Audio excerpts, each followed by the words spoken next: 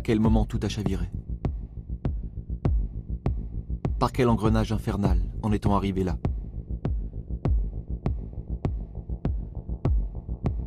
Le mercredi 7 février 1934, Paris se réveille en état de choc. La veille, au cours de la soirée, une manifestation contre le pouvoir en place a dégénéré. Pendant des heures, les forces de l'ordre ont dû faire face à des manifestants déchaînés, notamment ici, place de la Concorde, épicentre du drame, où les heurts ont été les plus violents.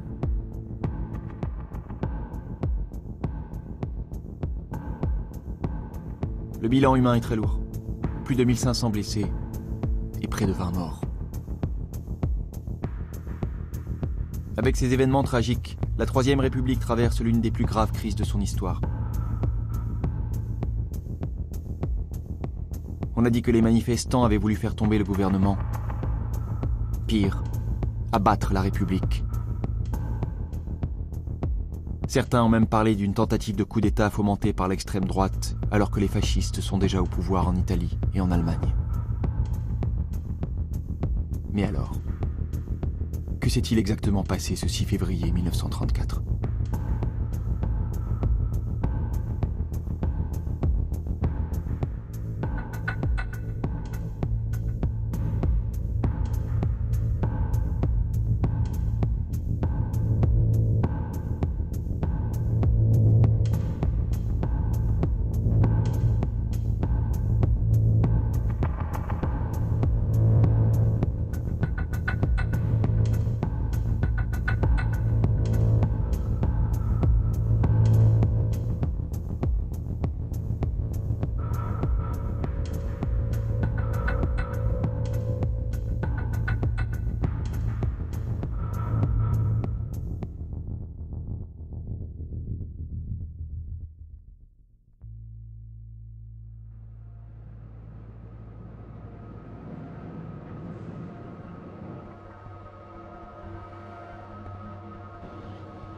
Paris, matin du 6 février 1934. Temps couvert et brumeux. Température 0 degré. La ville semble calme. Une journée comme les autres. Du moins en apparence. Qui peut imaginer que dans quelques heures, tout va dérailler. Et que cette date du 6 février va entrer dans l'histoire.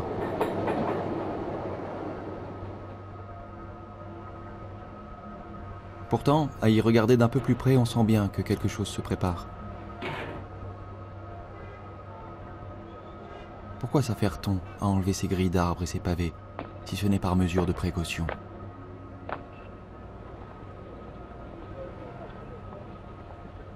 Sur les murs de la capitale, les Parisiens découvrent de nombreuses affiches. Elles émanent d'organisations de droite et d'extrême droite, annonçant leur intention de manifester le soir même contre le pouvoir en place. La population est invitée à se joindre aux différents cortèges pour exprimer, elle aussi, sa colère.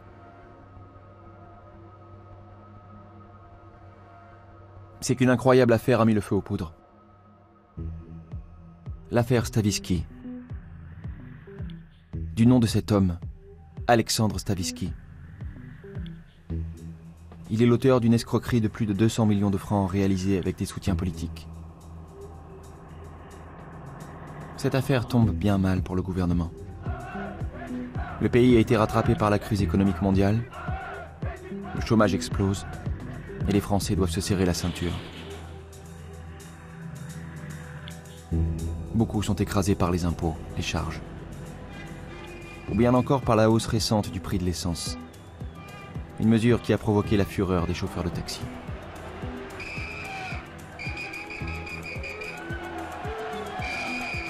Dans ce contexte de grogne sociale, ce nouveau scandale politico-financier ne peut que susciter une profonde indignation et devient une véritable affaire d'État.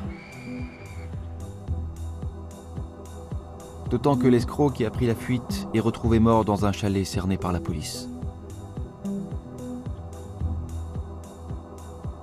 Stavisky s'est-il donné la mort ou l'a-t-on abattu pour le faire taire?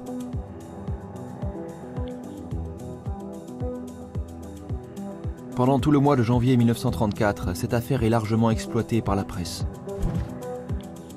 notamment par l'Action française, journal monarchiste et antisémite dirigé par Charles Maurras. À bas les voleurs, à bas les assassins, à bas le régime abject. Autant d'appels de l'Action française relayés dans la rue par ces troupes de choc, les Camelots du Roi. Inscrivez-vous au Camelot du Roi, jeunesse de France, pour sauver votre pays. Comme au temps de Jeanne d'Arc, il faut lui rendre son roi. À la tête des Camelots du Roi, Maxime Réal d'Elsart, sculpteur dans le civil. Derrière ce visage bonhomme se cache en réalité un agitateur né, décidé à faire tomber la République par tous les moyens. Après plusieurs semaines d'une campagne de presse particulièrement virulente, le 27 janvier, le gouvernement de Camille Chautemps est contraint à la démission. Figure marquante du parti radical, Édouard Daladier est appelé pour former un nouveau gouvernement. Mais cette annonce ne calme en rien le mécontentement.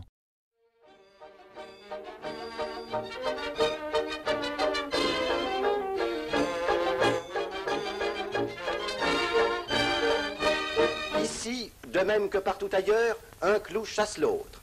Ne disposant que d'une quantité limitée de cire, les créateurs de ces chefs-d'œuvre de ressemblance doivent donc fondre les effigies périmées pour en modeler de nouvelles. Ainsi, un ministre contraint de lâcher son portefeuille est immédiatement conduit au chaudron d'où sortira son successeur. L'affaire Stavisky est le révélateur d'un mal plus profond qui frappe alors la Troisième République. Aux yeux de beaucoup de Français, les hommes politiques ne sont que des intrigants liés au monde des affaires, formant une caste de profiteurs déconnectés du réel.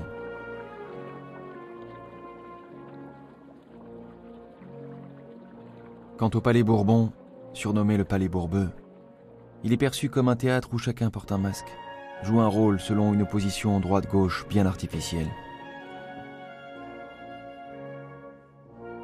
Souffrant d'une instabilité politique chronique, le régime parlementaire semble incapable de régler les problèmes du pays. Depuis le retour au pouvoir de la gauche en 1932, pas moins de 5 gouvernements se sont succédés, tous renversés au bout de quelques mois.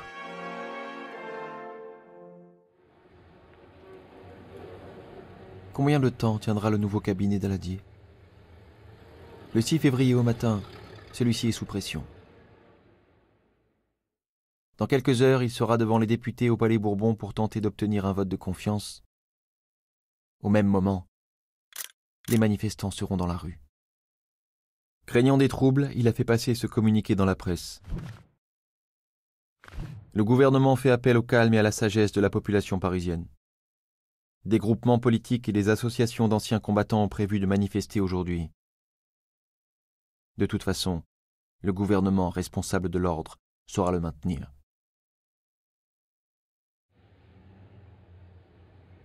À la préfecture de police, l'ambiance est également fébrile.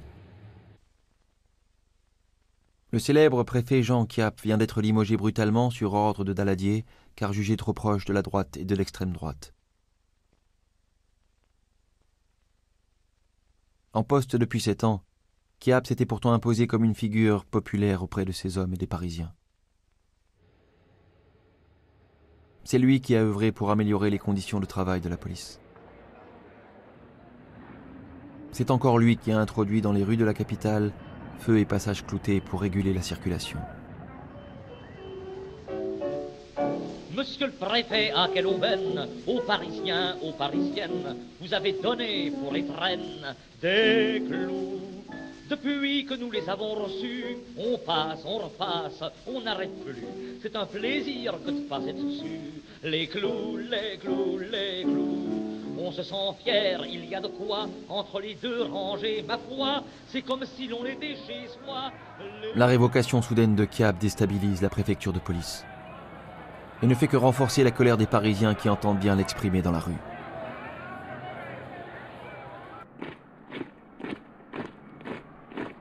Dans ce contexte qui s'annonce explosif, ce sont près de 7000 hommes qui sont mobilisés en vue de la manifestation. Des policiers, mais aussi des gardes républicains à cheval, ainsi que des pelotons mobiles de gendarmerie, des unités spécialisées dans le maintien de l'ordre.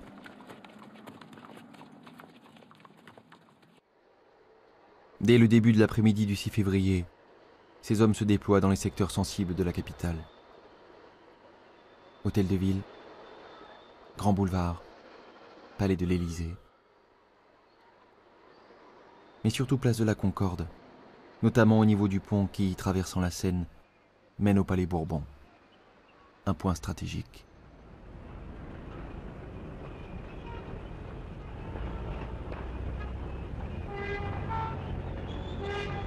Les instructions qui sont données aux forces de l'ordre sont claires.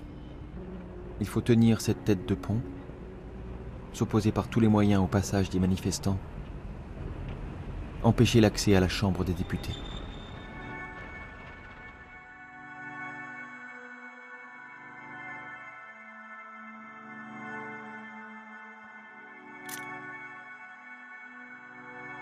Plusieurs cortèges ont prévu de se mettre en marche en fin de journée, mais dès 16 heures, de nombreux Parisiens commencent à investir la place.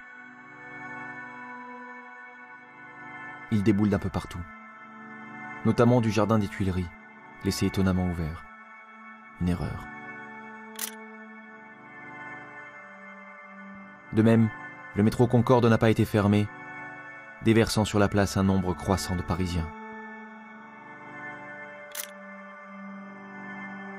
Ce sont des curieux, des badauds, des mécontents.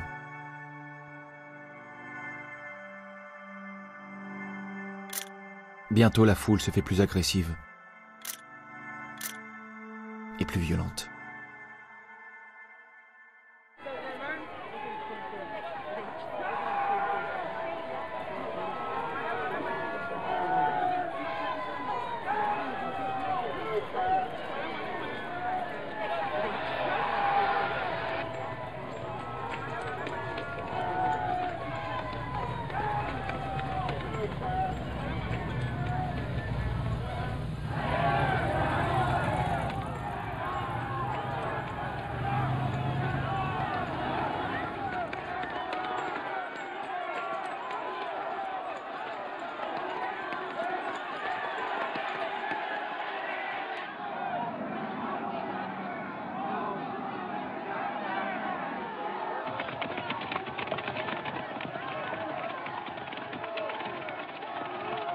Rejoints par des militants d'extrême droite venus reconnaître les lieux, les manifestants commencent à harceler les forces de l'ordre.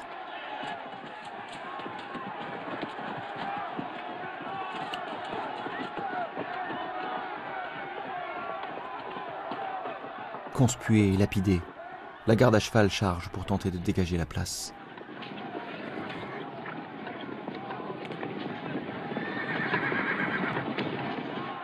Les esprits s'échauffent.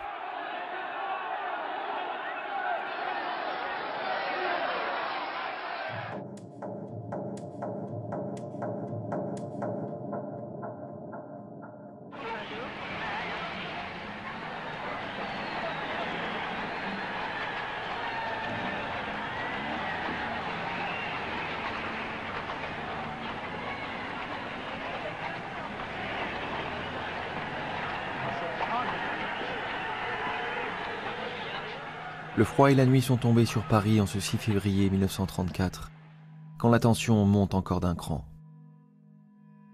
Près du quartier des Halles, plusieurs centaines de manifestants se déchaînent. Des bornes lumineuses sont brisées, des véhicules incendiés, des boutiques pillées. Ce sont des communistes. Décidés à ne pas laisser la rue à la droite et à l'extrême droite, ils manifestent eux aussi contre le régime dit du profit et du scandale.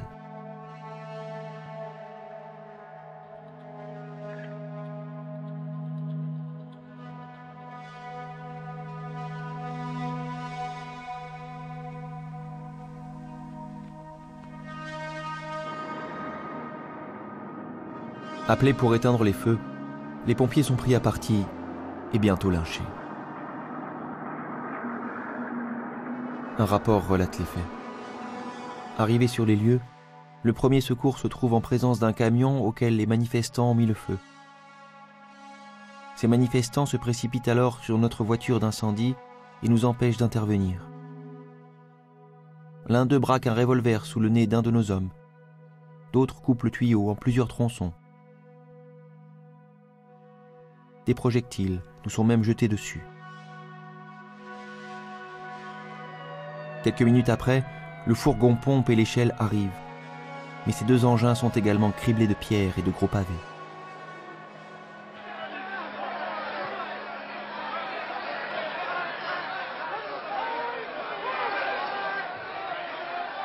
Sur la place de la Concorde, même scénario. Les manifestants s'attaquent cette fois à un autobus, le vident de ses passagers avant d'y mettre le feu.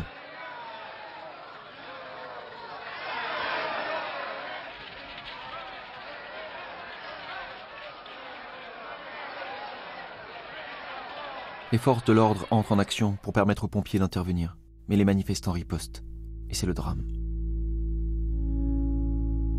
Au cours d'une charge, Marcel Flandre, un cavalier de la garde républicaine, reçoit un projectile en pleine tête.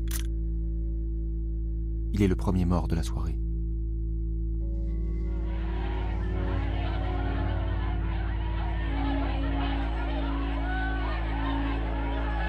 Pas de doute, Paris est en train de s'embraser. D'ailleurs, dans les rues, les inspecteurs mêlés à la foule font remonter à la préfecture des informations de plus en plus inquiétantes.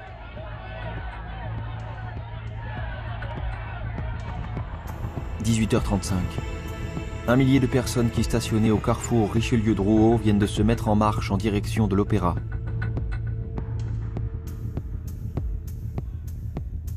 18h50. On signale une colonne de 300 manifestants venant de la place de la République et se dirigeant vers la Bourse. 19h.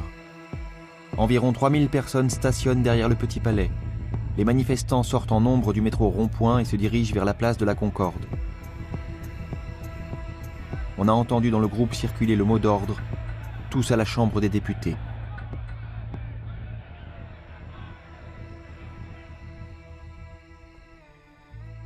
De l'autre côté de la Seine, le palais Bourbon a pris des allures de forteresse.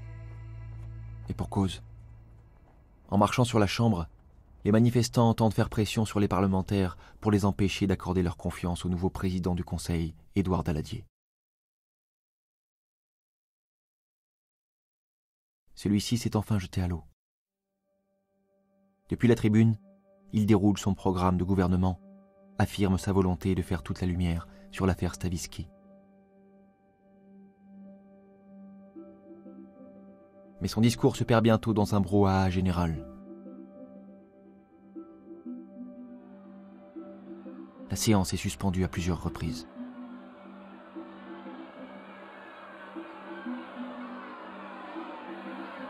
Si, à gauche, le leader du Parti socialiste, Léon Blum, apporte son soutien au nouveau gouvernement, à droite, c'est une levée de bouclier. L'ancien président du Conseil, André Tardieu, tente par tous les moyens de s'opposer à l'investiture de Daladier. Il y a tout juste 5 jours, Tardieu a publié « L'heure de la décision », un ouvrage dans lequel il appelle à une vaste réforme de l'État pour lutter contre la paralysie des institutions. Il propose notamment de renouer le lien entre les hommes politiques et les citoyens en recourant au référendum populaire. Il propose également de renforcer le pouvoir exécutif en le libérant de la tutelle du Parlement. Depuis des mois, cette question de la réforme des institutions fait débat. La France doit-elle se doter d'un pouvoir plus fort pour résoudre la crise économique ? La France a-t-elle besoin d'un chef capable de prendre à bras-le-corps les problèmes du moment ? La France veut-elle un dictateur ? Comme dans l'Italie de Mussolini ou l'Allemagne d'Hitler.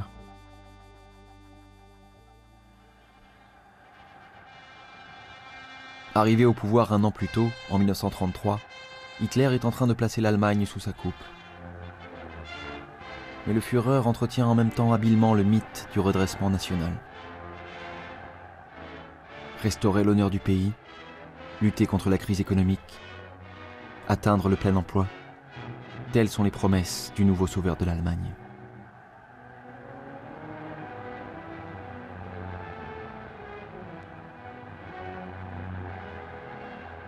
Projetant en apparence une image de dynamisme et d'ordre, le régime nazi pourrait bien servir de modèle à ceux qui, en France, ne croient plus aux vieilles recettes du régime parlementaire. Quand jadis la France était la Gaule, les vieux Gaulois, moustachus et velus, hache au poing ou lance sur l'épaule, n'étaient-ils pas nos aïeux les poilus? De Charlemagne aux grognards de l'Empire, les fils de France ont eu des cœurs ardents. De ces héros, il faut qu'on puisse dire, les croix de feu sont les fiers descendants. Allons, debout les croix de feu, notre tâche n'est pas finie. Fiers enfants de la patrie, l'honneur appelle et le devoir de feu. Prenons le serment à jamais, tous unis. C'est du côté des ligues de droite et d'extrême droite que la demande d'un pouvoir fort, pour ne pas dire autoritaire, se fait le plus ressentir.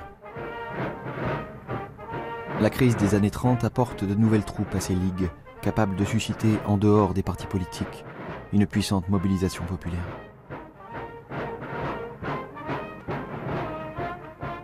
Multipliant les démonstrations de force, certaines d'entre elles trouvent leur inspiration du côté du fascisme.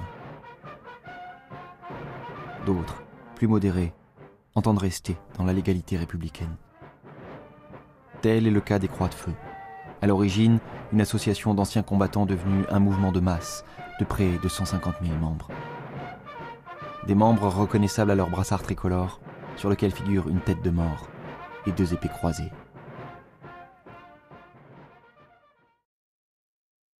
Voici leur leader, le colonel François de la Roque, ancien officier de la Grande Guerre dont le programme se résume en quelques mots: un pouvoir d'ordre, tenu par un chef énergique, capable de mener le relèvement moral et matériel du pays. C'est sur ces instructions que le soir du 6 février, des milliers de croix de feu se rassemblent rive gauche, non loin de la Chambre des députés.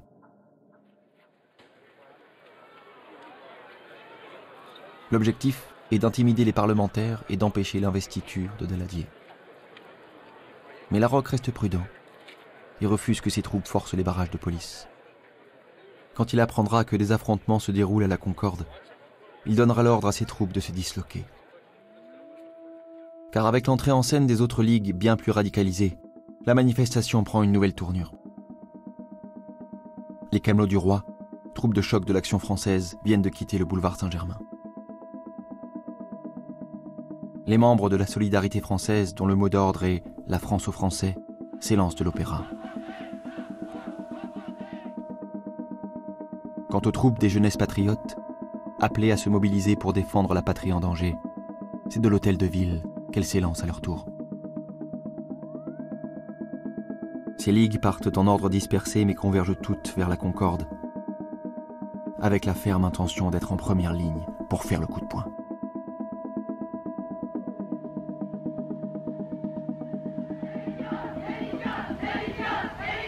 Sur la place de la Concorde, désormais noire de monde, le bruit est assourdissant. On chante, on crie, on hurle.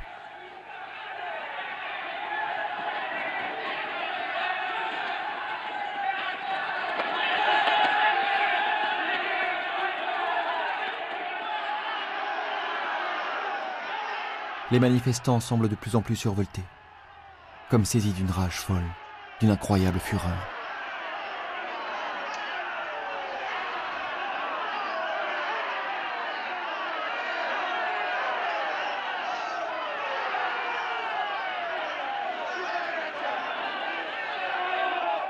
En face, malgré l'arrivée de renforts, le dispositif du service d'ordre est insuffisant.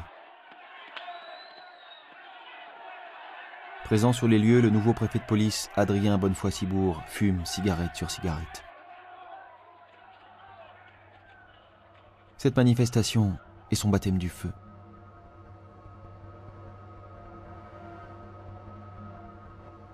Bientôt, tout se précipite. La pression de la foule sur les barrages s'accentue. le pont de la Concorde est sur le point d'être forcé.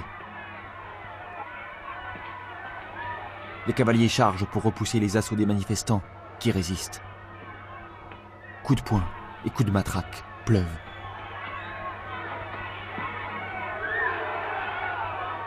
Certains manifestants tailladent les jarrets des chevaux de la garde républicaine avec des lames de rasoir. D'autres lancent des projectiles sur les forces de l'ordre totalement débordées.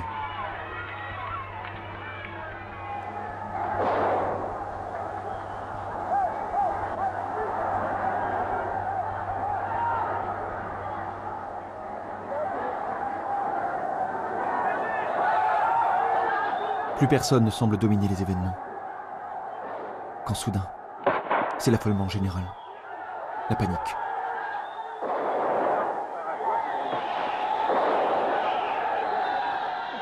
Les forces de l'ordre viennent de faire feu sur la foule. À balles réelles.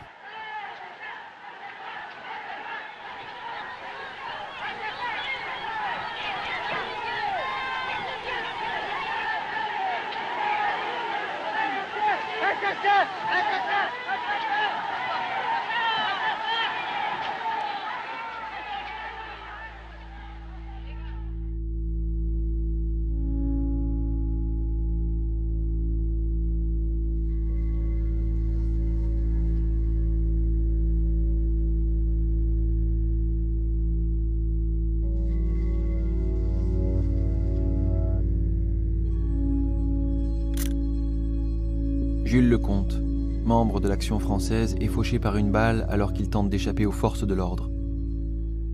Transporté à l'hôpital, il décède quelques jours plus tard. Gaëtan Chénier de Noblins, membre de la Solidarité française, tombe à son tour, frappé par une balle en pleine tête. Un journaliste tente de lui porter secours, mais un garde mobile lui lance « Ça fera un salaud de moins ». Jean Fabre, interne en médecine, membre des Jeunesses Patriotes, s'effondre après avoir été touché au thorax. Harold Roditi, étudiant en commerce, membre de la Solidarité française, se trouve lui aussi sur le pont de la Concorde quand une balle traverse sa colonne vertébrale. Il tombe au sol. Un garde mobile s'approche de lui et crie « Crève ou tuer ». Roditi restera paraplégique jusqu'à la fin de ses jours.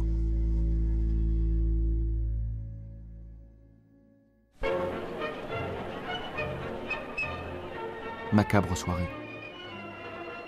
Surtout que ce 6 février, la capitale aurait dû offrir un tout autre visage, un tout autre spectacle. À l'Opéra Garnier aurait dû se tenir l'une des attractions phares de la vie mondaine parisienne. Le bal des petits lits blancs. Ce gala annuel de charité réunissant artistes en vogue, comiques, danseurs.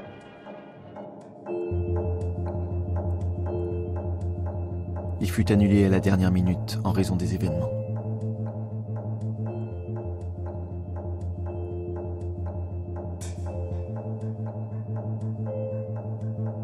De cette première fusillade place de la Concorde, que sait-on?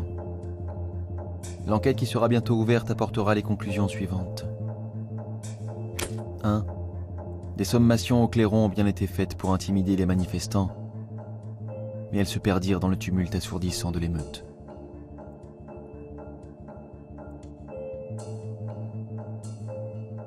2. Des balles ont d'abord été tirées par des manifestants, mais elles furent peu nombreuses et ne blessèrent aucun policier.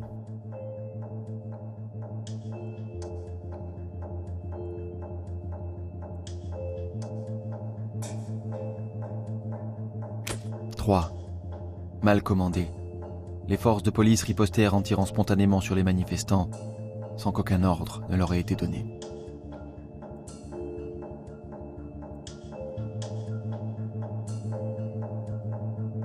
Face à ce qui s'apparente clairement à un dérapage des forces de l'ordre, on comprend mieux pourquoi les images tournées ce soir-là furent rapidement saisies par la préfecture de police. Jugées compromettantes, certaines scènes furent tout bonnement censurées pour empêcher leur diffusion dans les salles de cinéma. Transport de cadavres. Contact violent entre le service d'ordre et les manifestants.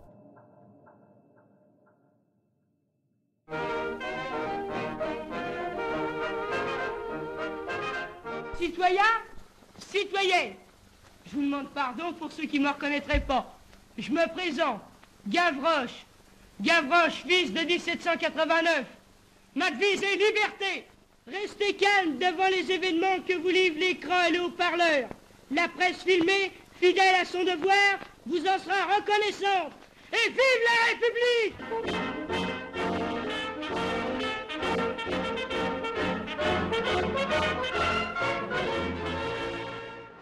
De cette soirée du 6 février, bien peu d'images furent montrées aux spectateurs dans les salles de cinéma.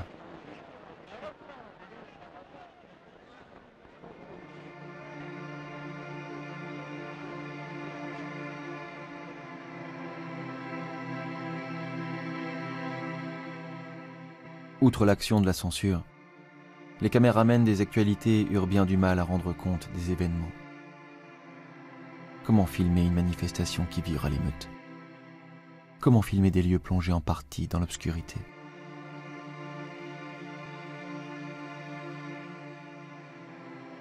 Attirés comme des papillons par les torches de magnésium utilisées alors, certains manifestants en profitèrent pour exhiber devant la caméra tantôt un képi, tantôt un bâton, comme autant de trophées saisis aux forces de l'ordre.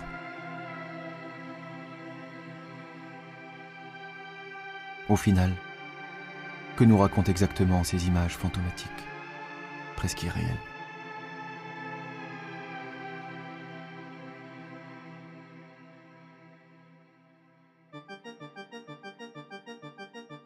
L'écrivain André Chanson, alors chef adjoint de cabinet auprès de Daladier, est témoin des événements. Craignant que des émeutiers n'entrent dans ses bureaux du Quai d'Orsay, Chanson traverse tout Paris pour rentrer chez lui afin de récupérer un pistolet.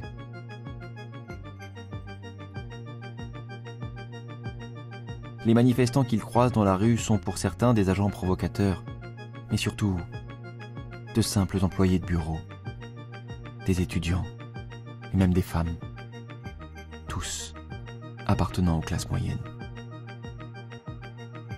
Dans son roman « La galère », il écrira « Cette émeute avait-elle une importance quelconque? Ne serait-elle pas oubliée d'ici quelques jours? Allait-elle au contraire faire entrer ce jour de février dans l'histoire? Un grand tumulte et des morts, ne suffisait-il pas à rendre une journée historique?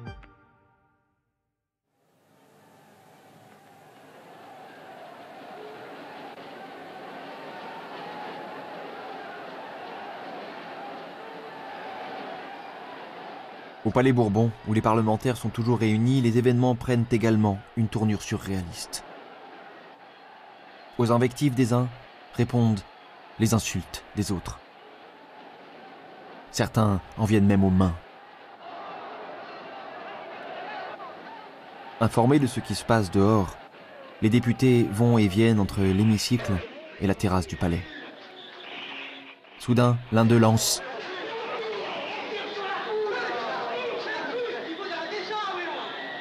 Daladier est interpellé. « Monsieur le Président du Conseil, avez-vous donné l'ordre de tirer? Répondez !» Certains parlementaires réclament sa démission, mais Daladier obtient finalement le vote de confiance qu'il attendait.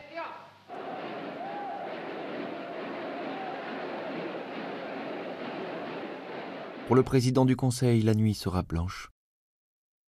Réunion de crise, entretien avec le Président de la République, et cette étonnante déclaration à la presse. Certaines ligues ont multiplié les excitations à l'émeute et tenté un coup de force contre le régime républicain. La preuve est faite qu'il s'agit bien d'une tentative à main armée contre la sûreté de l'État. Une tentative de coup d'État, mais fomentée par qui? Le chef des Camelots du Roi, le sculpteur Réal d'Elsart. Rêvant d'instituer un comité de salut public, celui-ci tente de se rendre au Palais Bourbon. Repoussé par un barrage, il est blessé et mis hors d'état de nuire. Qui alors? L'ancien préfet de police Gap qui n'a pas supporté d'être démis de ses fonctions. Au cours de la soirée, il s'entretient avec le colonel Delarocque et André Tardieu, deux hommes dont il est proche. Mais à dire vrai, aucun d'eux n'entend sortir de la légalité républicaine. Qui alors? Le général Weygand, peut-être. Ce proche de l'Action française exerce une influence réelle auprès des militaires. Visité par Chiappe dans la nuit, Weygand lui répond pourtant que sa fonction lui interdit de se mêler de politique.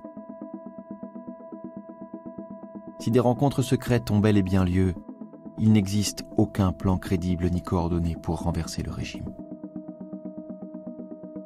Pas de tentative de coup d'État, donc, mais une volonté de certains de se servir de la colère populaire pour obtenir la démission du gouvernement et permettre à la droite de revenir au pouvoir.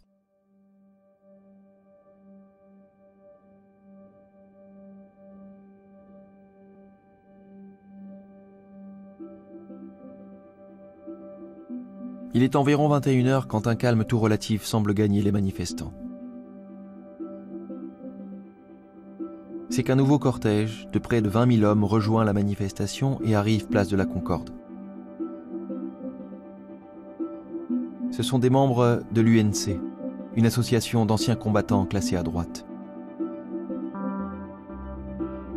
Ils entendent défiler pacifiquement pour dénoncer la baisse de leurs pensions et les scandales qui salissent la République. Sur leur banderole, on peut lire « Nous exigeons que la France vive dans l'honneur et dans la propreté. »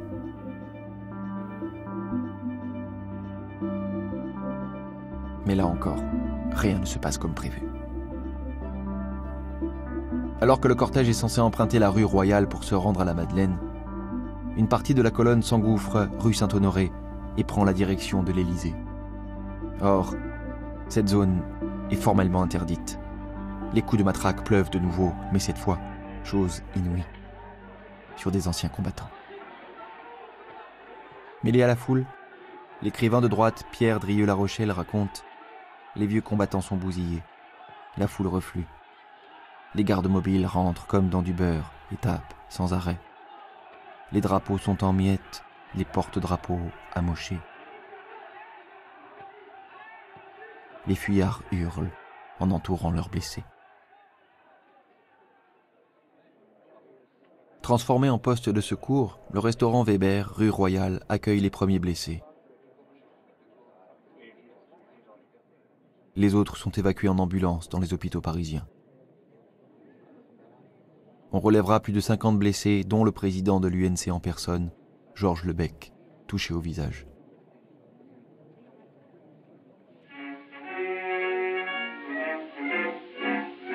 Matelot, emplis mon verre et chante avec les poilus. Nous avons gagné la guerre, un crois-tu qu'on les a eus? 15 ans plus tôt, l'ambiance place de la Concorde était bien différente. Le 11 novembre 1918, Paris était en fête.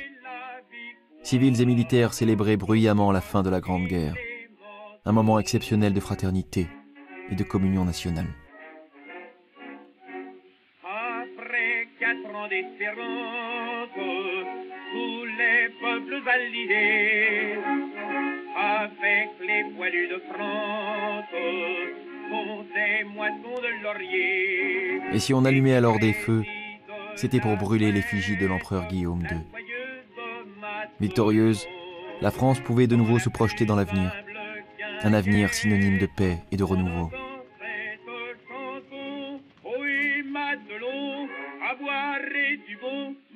Pourtant, ces doux espoirs n'allaient pas tarder à se fracasser sur le mur de la réalité. Bientôt, la France allait renouer avec ses divisions politiques, subir de plein fouet la crise économique mondiale, faire face à la montée de nouvelles tensions en Europe. Le futur allait redevenir incertain.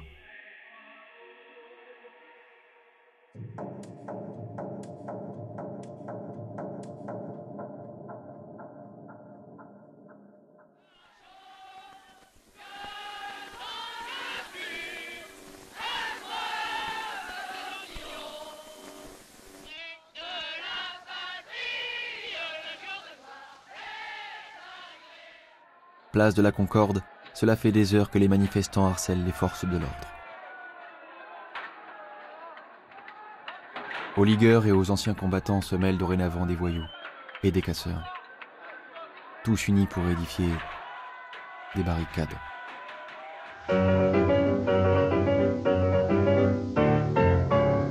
Accourez tous au jeu de massacre, la douzaine de balles pour 20 sous.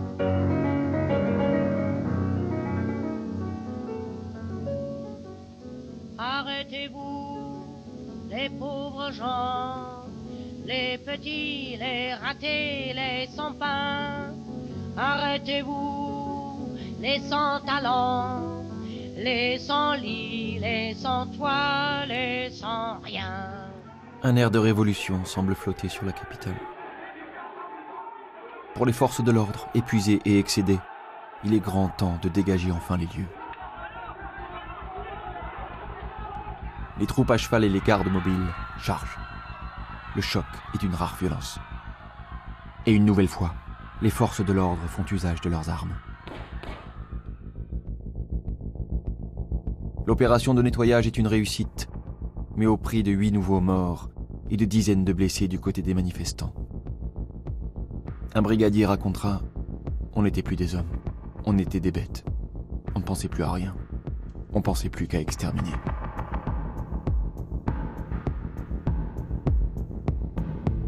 Vers 3 heures du matin, le barrage devant le pont de la Concorde est enfin levé. Le rideau tombe sur cette tragique soirée du 6 février.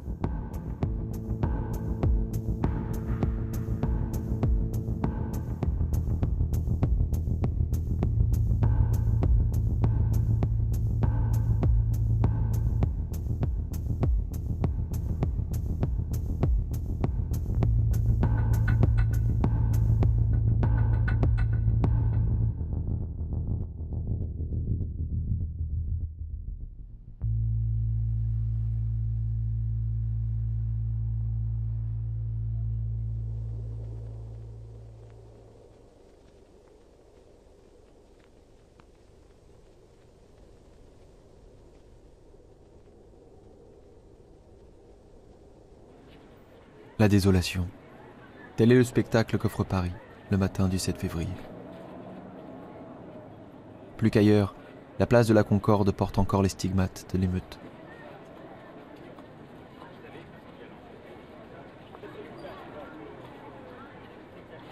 Certains monuments gardent même la trace des impacts de balles.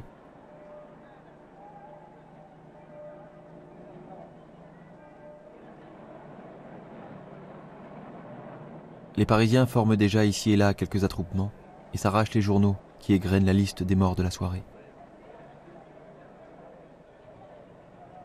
Le journaliste et écrivain Joseph Kessel écrira « Je ne pouvais arriver à la représentation de ce fait que pourtant répété 1000 bouches, des hommes armés avaient ouvert le feu sur des hommes sans armes. Rien ne pourra faire concevoir l'horreur des salves du 6 février dans Paris stupéfait, douloureux et grondant. »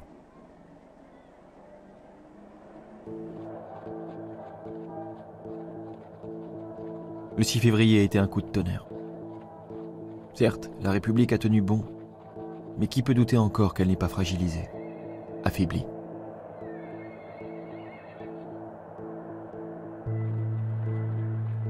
Les événements de la nuit ont cruellement mis en lumière les profondes divisions qui déchirent la société, dont une partie ne croit plus en ses hommes politiques et se trouve tentée par des solutions radicales.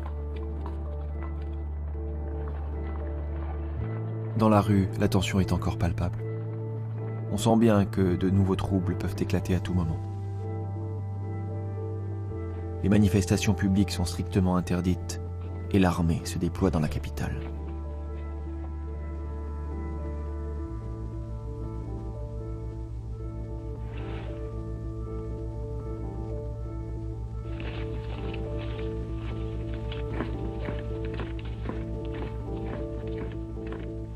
Tous les regards se tournent en fait vers un homme, Édouard Daladier.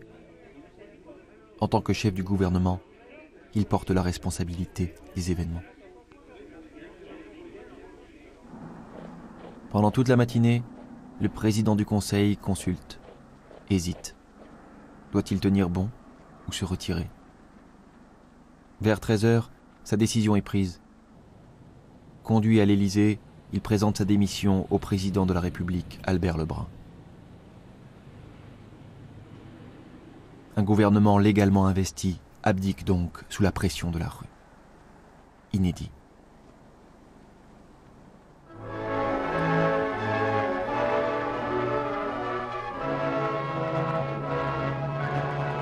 Dans ce contexte de crise aiguë, il est impératif de restaurer la confiance. Telle est la tâche de Gaston Doumergue, dont le retour aux affaires est largement mis en scène par les actualités. Doumergue le recours. Doumergue, l'homme providentiel. Je demande à tous les Français d'oublier leurs querelles et leurs divisions anciennes. Unissez-vous, croyez-moi et entendez mon appel. Les Français qui combattent aujourd'hui pour autre chose que pour l'union nationale trahissent à la fois leurs intérêts personnels et les intérêts de leur pays. La division dans la nation, c'est le suicide de la nation. Nul ne voudra participer à ce crime. À 70 ans, l'ancien président de la République sort de sa retraite pour constituer un gouvernement dit d'union nationale. Il s'agit en fait d'un gouvernement nettement orienté à droite, dans lequel figurent notamment André Tardieu, mais aussi Pierre Laval, ou encore l'emblématique Philippe Pétain. Promu ministre de la guerre, c'est sa première incursion dans la sphère politique. Comme le souligne un témoin, le régime est recollé comme une vieille assiette.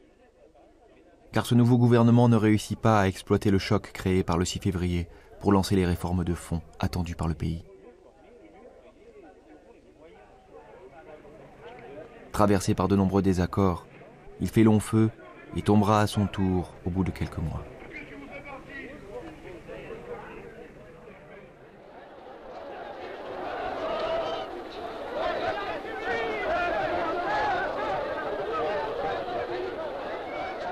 Le 12 février, en réaction aux émeutes de la Concorde, le peuple de gauche est dans la rue.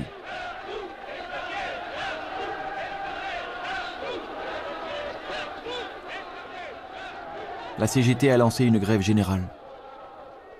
Le Parti communiste et le Parti socialiste ont appelé à se mobiliser.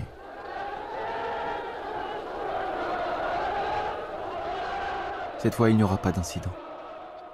Du cours de Vincennes à la place de la Nation, ce sont des dizaines de milliers de manifestants qui défilent dans le calme. Les forces de l'ordre, elles, restent en retrait dans les rues adjacentes. Bientôt, le drapeau rouge est hissé au sommet de la statue, place de la Nation. Au milieu de la foule, Léon Blum prend la parole. Paris, rassemblé dans cette manifestation, signifie aux hommes du fascisme et du royalisme qu'ils ne passeront pas. La réaction ne passera pas. Vive la République des travailleurs. Vive la liberté. Vive l'unité prolétarienne sans laquelle aucune victoire n'est possible. Vive le peuple ouvrier de Paris.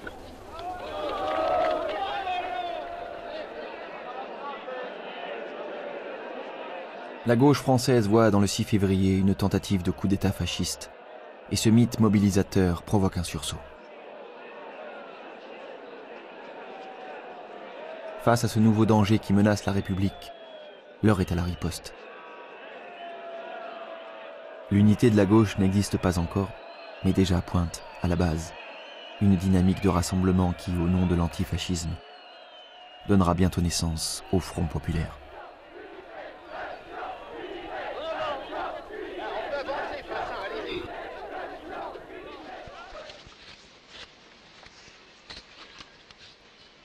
Avec la mise en scène des enterrements des victimes, l'extrême droite se fabrique, elle aussi, sa propre légende. Le soir du 6 février, la République des pourris a noyé dans le sang la révolte des honnêtes gens, des patriotes. 10 ans ont passé depuis la tuerie de la place de la Concorde. 10 ans. Ô mort de cette soirée où une France neuve qui aspirait à la vie fut étouffée dans sa chrysalide sans parvenir à éclore. Je vous envoie le salut d'un des survivants d'alors, restez fidèles. Sommes-nous après tout si nombreux? À votre sacrifice et à votre mémoire.